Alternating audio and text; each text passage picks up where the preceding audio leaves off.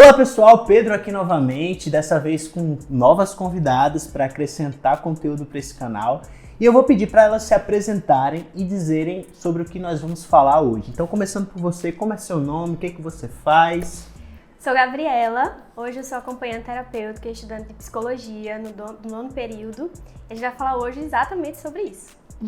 Show! Eu sou Eveline, sou formada em psicopedagogia pela UFPB, faço pós-graduação em ABA e também já trabalhei como AT. Então, meninas, eu queria começar perguntando para vocês algo que talvez seja a dúvida da maioria dos espectadores do vídeo, né? O que é um acompanhante terapêutico? O que o AT faz? Como é que ele trabalha? Você pode começar respondendo e a Eveline termina de responder. Então, o acompanhante terapêutico ele vai ser aquela pessoa que vai auxiliar no ensino de habilidades que o indivíduo ainda não tem ou que teve alguma debilidade, teve algum atraso no desenvolvimento. Então, o AT, o acompanhante terapêutico, é essa pessoa que vai pegar um plano de intervenção junto com o supervisor, vão analisar ali o que é que está precisando para aquele indivíduo e vai colocar em prática através de vários tipos de ensino naturalístico ou ensino mesmo de mesinha e por aí vai. Isso.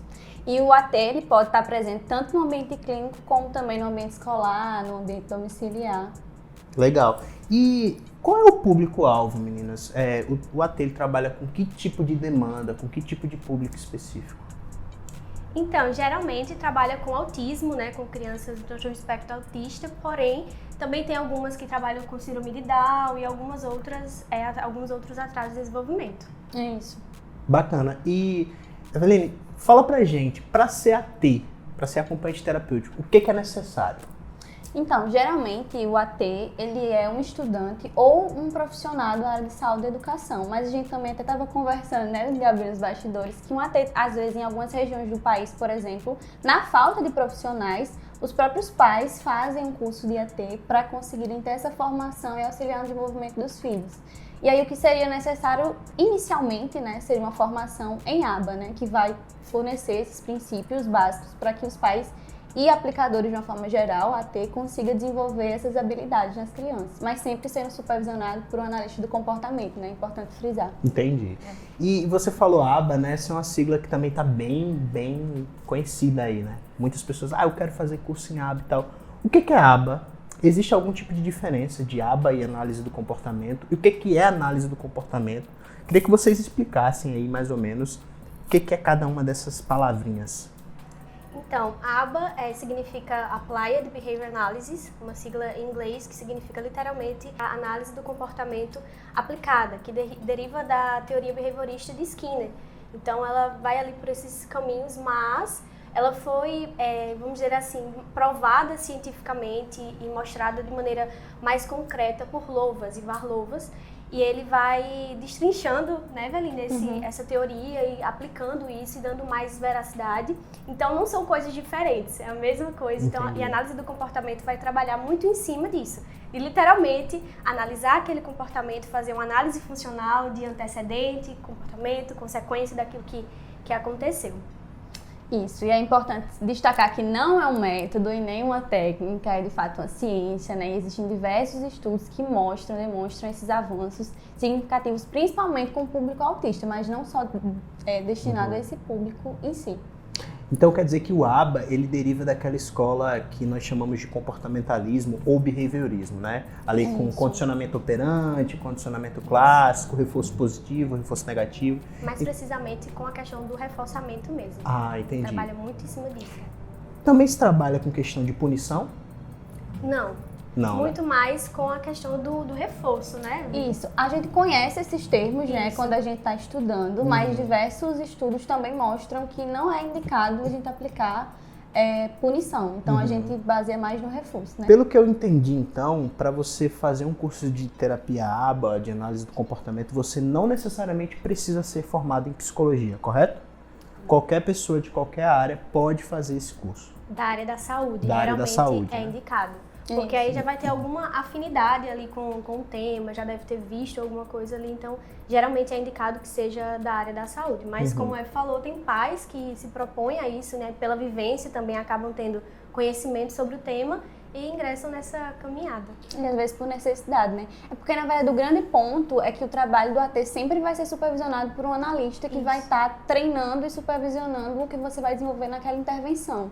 Então, é importante destacar que não existe o trabalho de um AT sem o trabalho de um supervisor, né?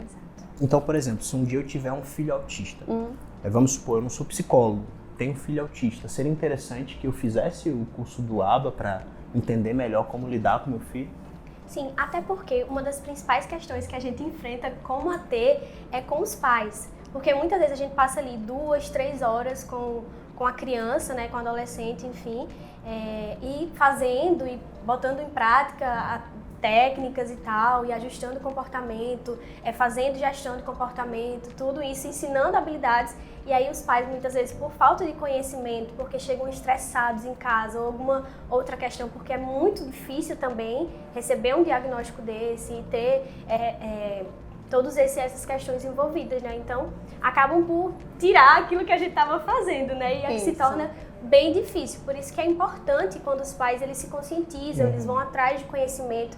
E as supervisões, geralmente, elas são feitas com os pais também, para que eles possam ver o que está se fazendo ali com o filho deles, o que é que a gente está trabalhando, o que é que eles precisam fazer também para agregar o nosso trabalho, é bem importante. E por isso também a importância do AT escolar, né? Porque justamente nas escolas, geralmente, esses profissionais não têm a formação nesses princípios da análise de comportamento. Então, imagina, a gente está desenvolvendo aquela intervenção no contexto clínico e domiciliar, mas na escola eles não sabem como lidar com os comportamentos inadequados daquela criança. Então, aí entra também o AT escolar, justamente para dar esse reforço nessa parte. Né? Bacana. Foi até bom você falar sobre isso, Eveline, porque eu queria entender melhor a diferença do acompanhante terapêutico que trabalha no contexto clínico, que trabalha no contexto domiciliar e que trabalha no contexto escolar. Até para o pessoal entender que não existe só uma faceta, só um tipo de trabalho do AT. Então, eu queria que vocês falassem, até com base nas experiências que vocês já tiveram, sobre como é o trabalho de cada um desses ATs em cada um desses contextos. É uma diferença bem grande, vai falar um pouquinho mais sobre isso, mas na casa da criança a nossa maior dificuldade é somente gerir aquele espaço em que é dela, porque aquele espaço é dela. É diferente de um espaço de clínica, de escola, em que, vamos dizer assim, os reizinhos são outros, né? Tem várias outras pessoas ali para gerir aquele ambiente. Em casa não, é um ambiente que ela relaxa, que ela tá tranquila. Então, o trabalho em casa acaba sendo um pouco mais difícil, mas também é a aplicação daquele plano. Eu trabalho hoje com Denver também, que é um outro tipo de aplicação, né, da análise do comportamento para crianças menores, até 5 anos. E aí é tudo gravado. Então eu chego, coloco lá meu celular para gravar tudo e passa 3 horas lá gravando. E esse material é todo levado para o supervisor, que vai verificar se aquele plano está sendo cumprido.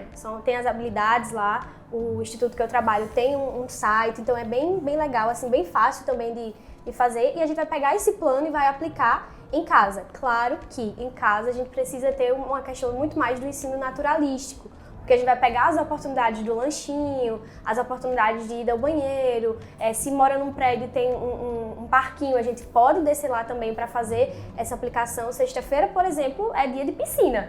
Então a gente desce para a piscina, eu vou para a piscina também, para que a gente possa trabalhar isso da maneira mais leve possível e que essa criança ela aprenda também de maneira muito natural, que aquilo ali não seja algo forçado, imposto, sabe? Que ela precise estar muito rígida dentro daquele ambiente, não. A gente em casa consegue ter essa maior flexibilidade, né? Isso, no contexto clínico também é bem semelhante, né? O trabalho. Em ambos os casos vai ter um plano que a gente vai desenvolver, que na verdade a analista desenvolve, né? Com objetivos, os programas que vão ser necessários, que contemplam as habilidades que precisam ser desenvolvidas. E aí a gente vai aplicar esse plano tanto no contexto clínico como no contexto domiciliar. No contexto escolar, por vezes, a gente também pode aplicar alguns objetivos desse plano, né, que são cabíveis naquele contexto, só que geralmente a gente trabalha mais de uma perspectiva inclusiva. Então, tentar trabalhar a adaptação de alguns materiais, trabalhar a inclusão, interação social com as outras crianças também é um ponto bem importante, porque às vezes as crianças no TEA não conseguem ter essa interação tão fácil, né? Então a gente trabalha também nessa parte. E é importante ressaltar também sobre o contexto escolar, que tudo deve ser muito acordado com a coordenação, deve ser tudo passado junto à escola, não é um processo separado, é um processo bem integrado, na verdade, para que a escola não se desvincule desse aluno. A gente não é ali uma pessoa estranha que está naquele ambiente fazendo algo que a escola não fez. Não, a gente está ali para complementar o trabalho e fazer um trabalho bem conjunto. Bacana.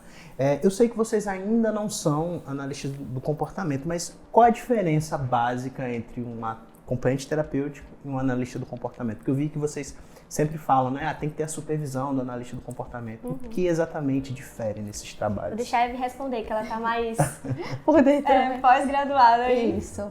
O analista do comportamento, ele basicamente vai ser o profissional responsável pelo caso, de fato. É ele que vai responder pelo caso. Geralmente tem uma especialização em aba, né? Então ele vai ter um arcabouço teórico bem mais forte do que o do AT, tanto que a gente até mencionou, né? Que o AT pode ser um estudante de graduação. Mas aí esse analista, ele vai ter toda uma bagagem teórica para conseguir desenvolver o plano, avaliar a criança de forma adequada, desenvolver um plano que realmente contemple o que aquela criança precisa se desenvolver. E aí ele que vai orientar tanto a família como o próprio AT para que ele desenvolva o trabalho da melhor maneira possível. Então, basicamente, é um profissional que tem uma formação superior, né? E uma especialização, e que ele vai conseguir orientar melhor e treinar aquele AT para que ele consiga desenvolver aquele trabalho. Muito E o bom. AT vai ser o aplicador, vai ser aquela pessoa que vai colocar, de fato, A mão na em massa. prática, a mão na massa daquele plano de intervenção, sempre orientado, né, pelo supervisor, mas é a pessoa que vai estar ali mais junto, fazendo as etapas, fazendo cumprir as etapas. E é importante também ressaltar que no modelo Denver existe uma outra especialização que não somente analista do comportamento, né? Tem que fazer um outro modelo de intervenção. Um precisa do outro, né? Às vezes a gente destaca muito assim, a importância É uma do equipe analista. multidisciplinar, né? É uma equipe multidisciplinar, a gente precisa de todos os profissionais envolvidos na intervenção, né? Mas assim, a relação supervisor e AT precisa ser uma relação muito boa, né? Porque um precisa do outro. E para que aquela criança consiga desenvolver, precisa ter uma boa comunicação entre ambos também. Então, isso é bem importante. E A equipe entre os pedagógica também, né? Até entre os outros profissionais também, físio, se tiver, TO, se tiver, é importante estar todo mundo muito bem integrado para que aquela criança ela consiga se desenvolver cada vez melhor de maneira bem conjuntinha, vamos dizer assim. Muito bom, muito bom. Meninas, já pra gente ir se encaminhando pro final, eu queria que vocês falassem, na opinião de vocês, quais são as principais dificuldades e as principais vantagens de se trabalhar como acompanhante terapêutico? Acho que é uma dificuldade que a gente enfrenta muito no começo é a falta de habilidade, muitas vezes, de agilidade para lidar com tantas coisas ao mesmo tempo. A gente tem que ter um plano de intervenção na cabeça, a gente tem que lidar com o comportamento da criança em casa. A gente precisa gerir o ambiente para que ela não escute a avó se ele falando, ou que ela não escute que alguém deu descarga e ela queira sair para fazer alguma coisa. Dentro do contexto escolar também, tem que ter uma gestão muito boa ali com a criança. Então, às vezes, a maior dificuldade nossa é essa falta de agilidade ali diante das coisas, porque a gente tem um plano para cumprir, tem metas para bater, vamos dizer assim, e precisa ter muita agilidade para poder conseguir fazer isso de maneira muito ágil, muito conjunta com o que está ali dentro do plano. E eu acho que uma das grandes vantagens, vamos dizer assim, que eu aprendi, na verdade, com o TEA, né, com as crianças que eu trabalhei, é olhar a vida não com os meus olhos ou não com os olhos do outro somente, mas ver por que aquilo incomoda, ver por que aquilo é ruim. Estava semana passada lembrando de uma situação em que a babá da criança que eu atendo tava, porque ela não quer botar a blusa, porque ela disse que faz cosquinha e não sei o que. E quando eu fui ver, a blusa tava cheia de bolinha, sabe? Eu fui explicar pra ela, eu fui dizer, olha, isso aqui pra ela incomoda, isso aqui realmente faz cosquinha, porque tem alguns que têm hipersensibilidade. Então, é ver de fato, não somente como o outro vê, mas por que ele não gosta? E aprender nesse sentido. Então, acho que o autismo abriu muito meus olhos pra isso. Eu acredito que um ponto também que é importante a gente citar, né, de desafio, seria justamente essa relação entre supervisor e AT, né, porque são dois profissionais diferentes, que pensam diferentes, embora um tenha um arcabouço teórico muito maior, o outro tá ali no dia a dia, então, assim, é importante ter esse apoio. E uma coisa que eu acho muito importante no trabalho como AT é a criatividade. Porque a gente tem um plano ali que a gente vai desenvolver em 3 meses. É tipo um checklist? É como um checklist, vários objetivos, só que imagine que a gente tá lidando com a criança diariamente, então a gente precisa pensar em como desenvolver aquelas habilidades de formas múltiplas, Não dá pra pegar né? de outra criança, porque cada um é uma também. Cada uma tem o seu próprio plano individualizado, né? Que contempla exatamente aquilo que tá As precisando. necessidades dela. É, específica, né? Bem individual. E aí a gente precisa, tipo, todos os dias tentar inovar, né? Até pra motivar a criança. Porque às vezes a criança não faz determinada habilidade só porque ela não tá motivada o suficiente também pra fazer, né? Então esse é um grande ponto. Um desafio também muito grande é ser analítico. Imagina, a gente no momento de caos, a criança chorando, se jogando no chão e a gente começar a pensar ali qual Qual foi o foi o antecedente, qual foi a função. E assim, no início é bem complicado. E eu digo que até hoje pra mim é muito difícil, porque eu quero agir, às vezes, com o meu coraçãozinho, né? E às vezes a gente precisa agir como profissional e identificar a função e realmente agir de uma forma racional naquele momento. Então, assim, às vezes a gente pensa assim, trabalhar como AT, eu vou só trabalhar com criança, eu tenho que... Mas já vai ter que ser muito racional ali, é um trabalho, né? A gente tá trabalhando e brincando, mas é um trabalho, né? E a gente precisa ter muita responsabilidade e ética para cumprir esse trabalho de fato. Isso entra muito também, Pedro, na questão da falta de preparo prático mesmo. A gente faz cursos, aba, teórico, tudo, mas quando chega na prática a gente entra num mundo completamente diferente, com pais que pensam diferente. A questão da remuneração também é uma questão que ainda pesa muito pra gente, porque desvaloriza bastante, é um trabalho muito difícil, que a gente precisa estar ali sendo criativa, comprando recurso. Meu Deus do céu, comprar recurso, gasta muito dinheiro. Então, é importante valorizar, sabe? Muitos profissionais não trabalham bem, vamos dizer assim, motivados também, porque não recebem bem. E aí são poucos aqueles que os pais valorizam, que investem, que compram livros, que estão ali ajudando. Então é bem importante a gente ter essa conscientização que é um trabalho muito difícil, que precisa ser muito valorizado também. E são, assim, a gente nem destacou, né, a questão das horas diárias, porque Isso. tem terapia que chega a ser 4 horas a diária com a Seguidas, criança. assim. Isso, então eu sempre digo que também é um desafio para ser AT, você precisa ter muita disposição física também, criatividade ali para aquelas 4 horas. Então, Fora que às vezes a criança autista ela acaba sendo um pouco agressiva, né? Quando tá em crise e tal. Então pode machucar, então tem toda essa questão também. Né? Saber manejar esse comportamento. Saber não ter raiva, saber que ali é um momento de crise, que aquilo ali ela não tá fazendo porque ela quer por maldade ou nada disso. Até porque tem algumas que também se machucam, então ela não ia querer se machucar por maldade, né? Então tem toda uma questão envolvida ali, neuropsicológica, tudo. É bem importante lembrar disso também. Muito bacana, meninas. Última pergunta pra gente encerrar. Qual é ou qual foi o maior desafio? Vocês não precisam falar com detalhes, né? Vocês podem proteger a criança, mas qual foi o maior desafio que vocês já enfrentaram no ambiente de trabalho? O meu maior desafio... Eu tô indo porque talvez seja o mesmo que o seu, não sei. Mas assim, imagine você levar uma mordida dolorida e ter que continuar atendendo. Fingir que nada aconteceu. Nada aconteceu. A gente chama de pose de Cleópatra. Você fica aqui, ó, pensando... É porque qualquer coisa que você fizer pode ser um reforçar. repouso. Exatamente. Até um olhar, uma voz diferente, qualquer coisa desse tipo. Tem que fingir que não tá sentindo nada pra ele achar que aquilo não surtiu efeito. Depende da função também do comportamento, né? Mas geralmente a gente precisa agir dessa forma, até com uma certa frieza, né? Claro, sempre tudo com ética, né? Mas a gente precisa cumprir certinho o manejo de comportamento. Do apego também, né? Então eu acho que é bem desafiador o trabalho como AT. É muito incrível a gente ver o desenvolvimento da criança, né? Quando bate meta, chega o coração acelera. A gente vê aquele potencial sendo desenvolvido, é uma coisa fantástica. A gente tá falando dos desafios porque geralmente não se fala tanto, né? Se fala mais de questão teórica, assim, não se fala tanto da experiência em si. Mas é uma experiência muito enriquecedora e que você aprende dia após dia a ter muita criatividade para todas as áreas da sua vida, né? Isso. Acho que um grande desafio para mim foi a primeira criança que eu peguei, era em casa e eu não sabia ainda os meus próprios limites enquanto profissional, era a primeira criança que eu estava atendendo e aconteceu situações de tipo, passar de toalha, coisas bem sérias assim e eu ficar estatalada assim de tipo, ó, isso aqui não pode, isso aqui não dá, vamos estabelecer esses limites que muitas vezes a gente, quando tá começando, a gente não sabe, a gente não faz.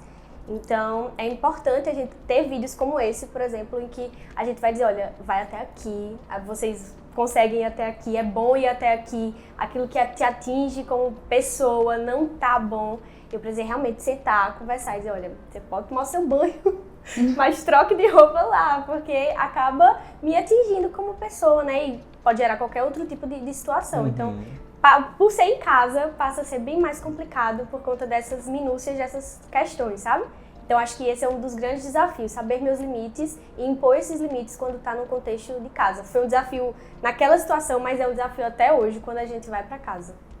Muito bom, meninas. Eu acho que esse foi um conteúdo realmente muito rico, porque como vocês falaram, existem poucos profissionais que trabalham como AT falando sobre suas experiências aqui no YouTube, né? Então acho que vai ser um vídeo muito enriquecedor para quem tem interesse em trabalhar como AT e tem várias dúvidas sobre essa área. Para finalizar, como é que o pessoal acha vocês? Como é que o pessoal tira dúvidas com vocês? Quais são as redes sociais de vocês?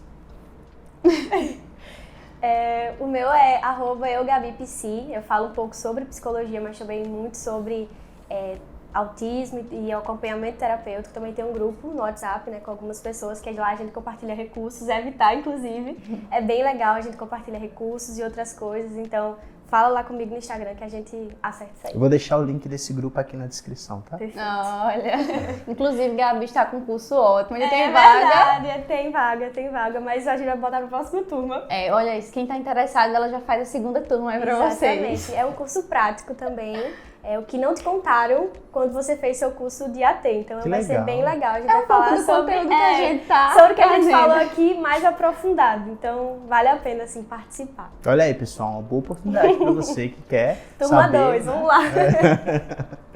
Então eu não sou tão da mídia quanto Gabi, mas eu também tenho um Instagram pessoal, mas lá tem um link pro meu WhatsApp. Então quem se interessar, quiser entrar em contato, meu Instagram é Eveline Ribeiro e vai ser um prazer responder qualquer dúvida sobre aba e afins. Meninas, muito obrigado pela participação, foi um grande prazer recebê-las aqui. E pessoal, não esquece de deixar o like, não esquece de compartilhar. Eu vou deixar Que lado que é? aqui embaixo. Eu vou deixar o link para vocês entrarem em contato com elas. E um grande abraço e até semana que vem. Tá?